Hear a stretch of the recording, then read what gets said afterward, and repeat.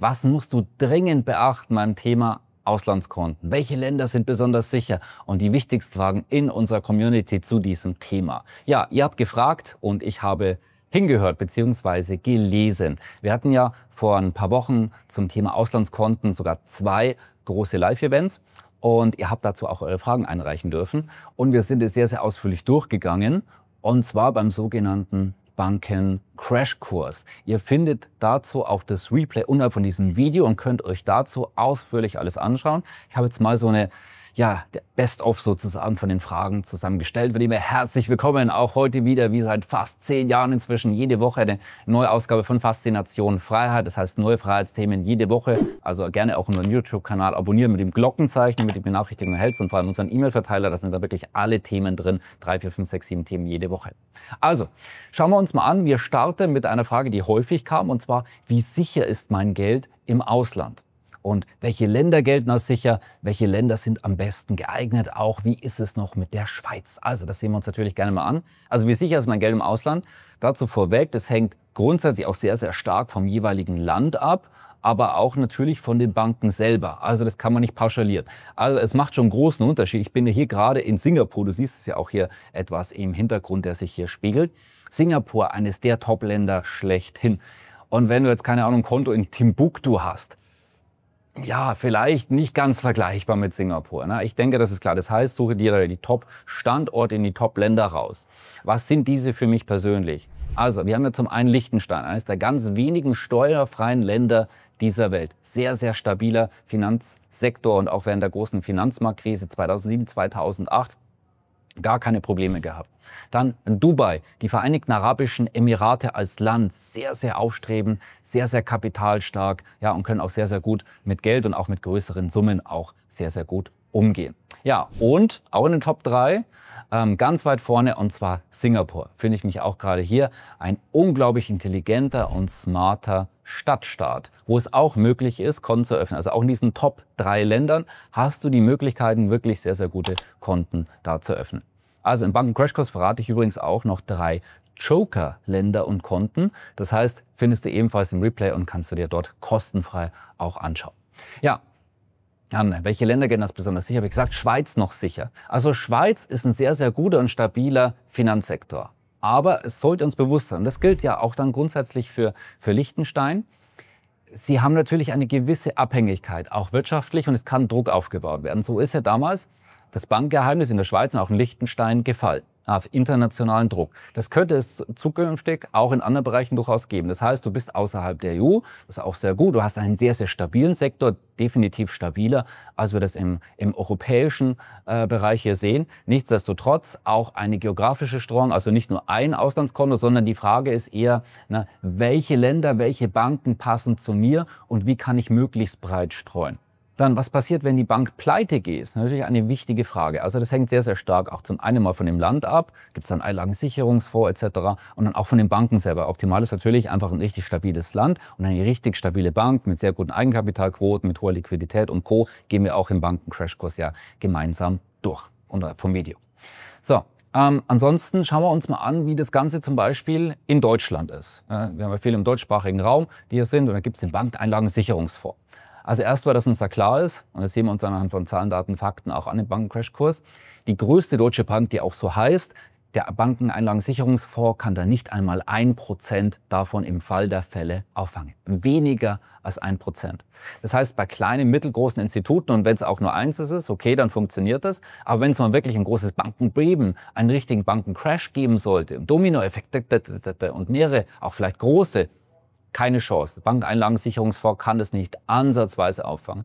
Wir hatten das während der großen Finanzmarktkrise und da war es so, das sogenannte Bailout. Das heißt, da wurden Steuergelder in extremen Umfang, das kennen wir inzwischen, da ging das so los mit halben Billion oder 1 Billion, wurde auf einmal neu gedruckt, da ging das dann also richtig los. Wir haben uns ja richtig dran gewöhnt inzwischen, was ist schon 1 Billion heutzutage? Ne?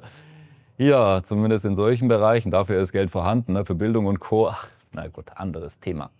Auf jeden Fall, da ging das Ganze dann los, Bailout. Da haben wir gesagt, nee, wir wollen nicht mehr ein Bailout, wir wollen die Steuerzahler nicht mehr belangen, ja.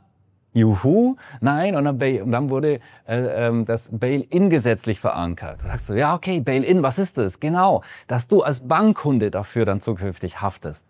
Das ist dir vollkommen bewusst, dass du mit einem Bankguthaben, auch wenn du in Europa dort ein Konto hast und wenn die wirklich, da sollte etwas passieren, dass du im Fall der Fälle dafür mithaften kannst. Ist dir sicherlich vollkommen bewusst, wurde auch alles klar kommuniziert etc., weiß ja jedes Kind. Oder vielleicht auch nicht. Deswegen ist es wichtig hinzuschauen. Einfach, wie gut ist meine Bank einfach aufgestellt und da wirklich um dieses Thema kümmern und auch möglich ein Portfolio an Banken zu haben. Nächste Frage. Und zwar, welche Unterlagen sind zwingend erforderlich? Und dann gehe ich die nächste auch rein. Geht eine Konteneröffnung remote oder nur vor Ort? Also remote bedeutet von zu Hause aus sozusagen auf dem Sofa. Also erstmal die Unterlagen kommen stark darauf an. Kann sehr einfach sein, also sehr wenige. Es kann aber auch recht umfangreich sein. Und es kann auch teilweise sein, da musst du vielleicht was beglaubigen, zum Notar gehen etc. Kann sein, vor allem wenn du das remote, also von zu Hause aus machen möchtest.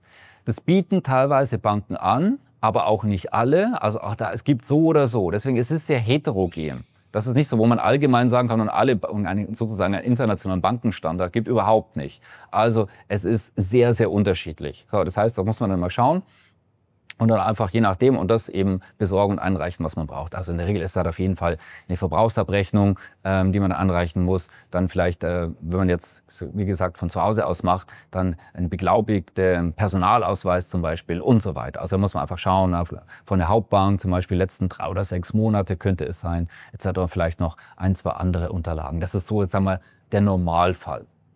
Ja, und wie gesagt, es kann sein, es gibt also sehr, sehr viele Möglichkeiten auch bei Auslandskonten, die kannst du wirklich bequem von zu Hause aus, ja genau, mit dem Laptop oder dann eben vielleicht einmal zum Notar gehen oder so, also wirklich auch sehr, sehr einfach grundsätzlich machen.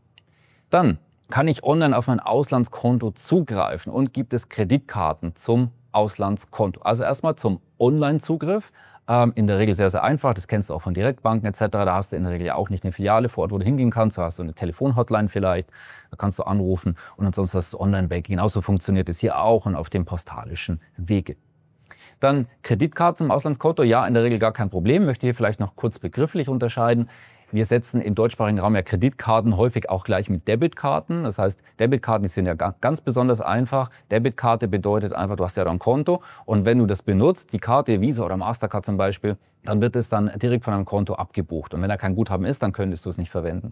Kreditkarte ist ja wirklich so, du hast einen Kreditrahmen und benutzt diesen und der muss dann von dir ausgeglichen werden. Dann natürlich auch versteckte Gebühren oder wie hoch sind die Zinssätze dort achten. Ansonsten haben Kreditkarten natürlich auf Reisen noch den Vorteil, hab da so als kleiner Nebenbei-Tipp, wenn du auf Reisen bist, ein Mietauto möchtest, am besten immer 2 oder 3 Stück dabei haben, weil die wollen immer eine Kreditkarte, keine Debitkarte, die dort als Sicherheit hinterlegen wollen. Also da ein bisschen drauf achten, ich spreche aus eigener Erfahrung. Ja, kann ich das Auslandskonto geschäftlich nutzen? Also es gibt Auslandskonten für Geschäft und Business. Und das ist aber separat. Also du kannst auch bei denselben Banken dann Privat- und Geschäftskonto öffnen. Das sind dann unterschiedliche Dokumente, was die haben wollen. Privatkonto geht tendenziell ein bisschen einfacher. Businesskonto kann ein bisschen ausführlicher werden, kommt aber auch ein bisschen drauf an. Und wie gesagt, auf die Länder, auf die Banken. Jetzt, wenn du eine deutsche GmbH zum Beispiel hast, dann ist es auch sehr, sehr einfach. Dann kannst du in der Schweiz und Liechtenstein auch Konten eröffnen. Und es kann im Fall der Fälle wirklich Sinn machen. Ich gebe dir mal ein Beispiel. Wir haben mehr auch im Banken-Crashkurs und von dem Video kannst du dir das Replay anschauen. Wenn zum Beispiel, stell dir vor, du arbeitest mit einem Unternehmen zusammen und passt alles und eines Tages wird es für Geldwäsche verdächtigt. So war es zum Beispiel bei OneCoin. Das war so ein riesen Schneeballsystem etc. Haben wir übrigens sogar damals gewarnt. Und das hat mit Unternehmen zusammengearbeitet, ja, die dann auch der Geldwäsche verdächtigt worden sind. Dann wurden alle Konten von denen gesperrt. Das sieht ja das Finanzamt und Co., weiß ja, wo welche Konten sind. Ja, und dann sind diese Unternehmen insolvent und pleite gegangen. Ja, und im Nachhinein hat sich herausgestellt, ach, ja, war gar nichts mit Geldwäsche und so. Blöd gelaufen. Ja, trotzdem insolvent. Und das kann komplette Existenzen zerstören. Deswegen als Unternehmer, du musst dich um dieses Thema kümmern, zusätzlich. Also das gilt ja auch für jeden Privatmenschen. Wenn du nicht mal an deine Konten, an deine Gelder rankommst, dann hast du ein Problem. So, und deswegen kümmere dich um dieses Thema. Gut gemeinter Tipp und Rat, wirklich ein Portfolio aufzubauen. Nicht nur 1 oder 2 Konten zu haben, sondern und auch international, sondern 3, 4, 5, zum Beispiel im Ausland und noch ein paar im Inland, wo du wirklich überall handlungsfähig und liquide bist. Dann, nächste Frage, muss ich das Auslandskonto in Deutschland anmelden? Also wenn ich die Frage jetzt nur so beantworten müsste, dann nein. Jetzt kommt aber auch das Aber. Es gibt die CRS, die Common Reporting Standards. Und das bedeutet, wenn du ein Auslandskonto hast und ein Land, das daran teilnimmt, also die Schweiz ist jetzt so ein Beispiel. So, das heißt, die Schweiz, die verlangt auch deine Steuerdaten etc., also Steuernummer zum Beispiel. Nimm mal als Beispiel, du lebst in Deutschland. Oder egal wo auch. Das heißt, wenn die Länder dann teilnehmen untereinander, dann wird das abgefragt und die liefern dann an das jeweilige Heimatland, an die Finanzämter dort steuerliche Daten und Depot etc. Also sagen wir so die wichtigsten Daten. Also wir können das einsehen, erstens, dass es gibt und im Wesentlichen, okay, was ist denn da zu diesem Stichpunkt dort jeweils drauf und was muss an Steuern gezahlt werden. Das heißt, es ist kein anonymes Konto. Wenn das Land jetzt nicht am CRS teilnimmt, so, dann hast du auch die Möglichkeit, ein insgesamt, sage ich mal, ziemlich anonymes Konto zu haben, aber immer berücksichtigen, wenn Überweisung und Co. ist ja immer irgendwo eine Spur vorhanden. Also das heißt, da wird ja immer überwiesen. Das heißt, Anonymität, wir haben das ja gesehen, es kann sich jederzeit ändern.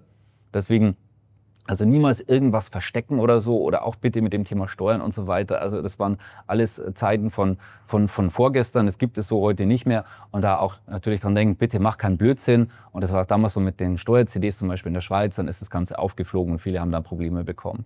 Also Anonymität, du hast mehr Anonymität, das erkläre ich auch im Banken-Crashkurs, kannst du dir dort genauer anschauen. Du hast mehr Anonymität und viele andere Aspekte und die sind vor allem sicherheitsbezogen. Aber dazu brauchen wir ein bisschen mehr Zeit, haben wir ausführlicher, wie gesagt, auch in unserem Live-Webinar dort mit drin gehabt. Ja, dann, welche Länder haben vorteilhafte Steuermodelle? Also auch zu dem Steuern ein paar Worte gesagt. Wenn du jetzt zum Beispiel in Deutschland lebst, dann gelten, oder egal in welchem Land, dann gelten erstmal die Gesetze in diesem Land. Und dann ist es in der Regel so, auch wie in Deutschland, das heißt, du hast ein Auslandskonto, das tangiert nicht deine steuerlichen Pflichten. Es ändert rein gar nichts. Also steuerlich ändert es nicht wirklich etwas und ich bitte auch, das Ganze zu berücksichtigen und auch zu respektieren, damit du nicht in Teufelsküche kommst.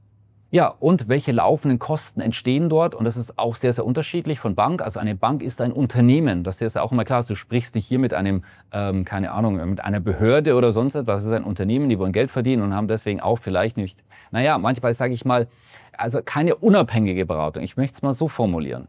Also erstmal, dass du das weißt und zum anderen können sie natürlich auch frei festlegen, was haben sie für Gebühren.